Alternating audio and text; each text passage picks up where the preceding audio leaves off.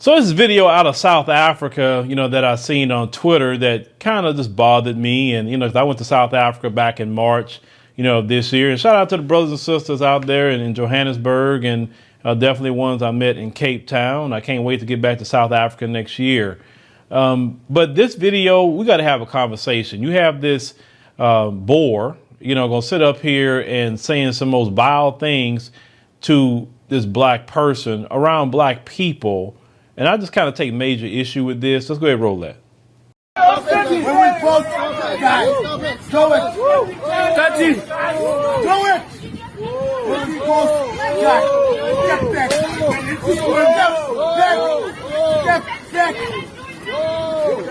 Step back. What is wrong with him? Don't call me a pastor. I'm not a pastor. Yes? I'm not a pastor. Don't call me a pastor. I promise I can't. Do it again. Do it again. Do it again. Do it again.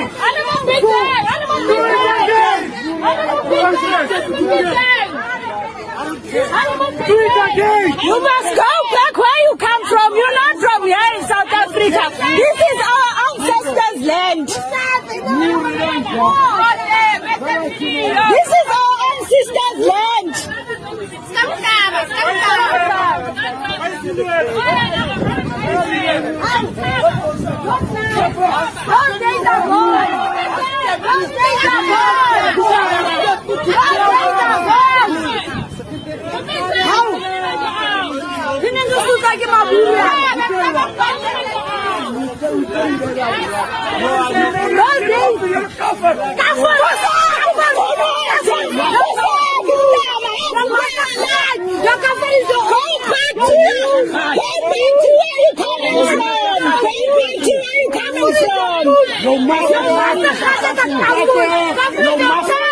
Brothers and sisters in South Africa, listen to me.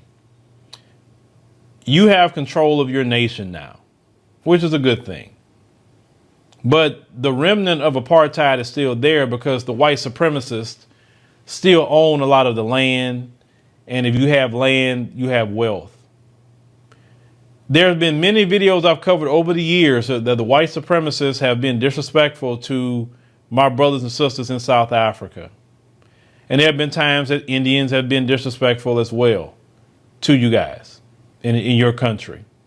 First and foremost, if you're going to run your country, you need to run it. It should be hell on earth to pay if you are using any kind of slurs toward black people, as this guy used in this video. I'm not going to say the word itself because I'm not going to disrespect my brothers and sisters over there using that word. It's no different than using the N-word here in America. This guy is emboldened to do this around black people. Why? He should be petrified to do anything in front of black people because it would be hell to pay if he do anything out of line. You guys are the majority. I've been to the country. You are the majority. Why would you allow a minority of people to feel that emboldened to think they're going to tell you anything in front of a bunch of y'all? Let's say if the roles reverse and you was in some European country. You think they will allow y'all to get away with that? No, not by a long shot. So why is it allowed? Now, I will say this. Some black folks are so turned up about immigration in South Africa. And I understand the immigration thing because, listen, in America, I get it, right? But the immigration that you guys are talking about is immigration of other black people. You don't have another group of people that have an anti-black sentiment coming into your country. You actually having other black people coming to the country. And I understand people should come in the right way. I get it. I get illegal immigration drives down wages. Listen, I get it. I also understand that unemployment in South Africa is around 62 to 63%. So I get it. I really get it. As a black American, trust me, I get it. But when I see things going on in the streets, like Operation Dadula, and how y'all turned up, where is Operation Dadula dealing with these Boers? The only one I see coming at the white supremacists is Julius Malema. He went to court fighting with them, right? Because they drag him in court. Where's Operation Dudula dealing with that issue? I say the white supremacist is more of an issue than your brothers and sisters immigrating to South Africa. Because the white supremacist is looking for any opportunity to try to take back South Africa. They shouldn't even be having an Orania in a country that's 90% black. How? And I've been told, well, that city is like way off in the sticks somewhere. It don't matter if it's in the sticks somewhere. The fact is, you don't let white supremacists congregate anywhere because they plot, and they plot on you. It wasn't too long ago, you had one of them, this so-called pastor, was trying to plot to poison the water supply to take out black South Africans. This is why you don't let them congregate, because they be plotting on you. If something was to happen, it's because you do not sit up there and think the threat of white supremacy is gone just because apartheid is over. Oh, no, it is not gone. Not whatsoever. It needs to be a paradigm shift. And I understand, I've talked to people on the ground. They say this kind of same issue we have here in America. The young people is with the business, and they say, yeah, we want to handle that. And then they say the older people, from what I've been told when I was in the ground in South Africa, they say the older people on there, well, you know, it's the same thing like here in America. So we have the same problem. That's why I always tell people, you think we so different in each other, but really when you start going to different places, black folks are the same everywhere. It is amazing to me. Every black country I go to, it's the same thing. We may have a different, ethnicity. We may have different traditions, maybe even different stories, but it's the same thing. It's just amazing. But to my young brothers and sisters in South Africa, y'all have to get rid of the remnant of apartheid once and for all, because the remnant is still there. It's going to take you to do it. Your politicians are not going to do it. The politicians didn't get rid of, apartheid government.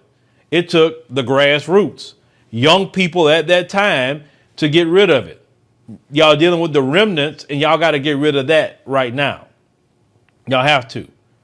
The white supremacists should be afraid to utter the K word in South Africa, because it should be held to pay illegally. They should be jailed.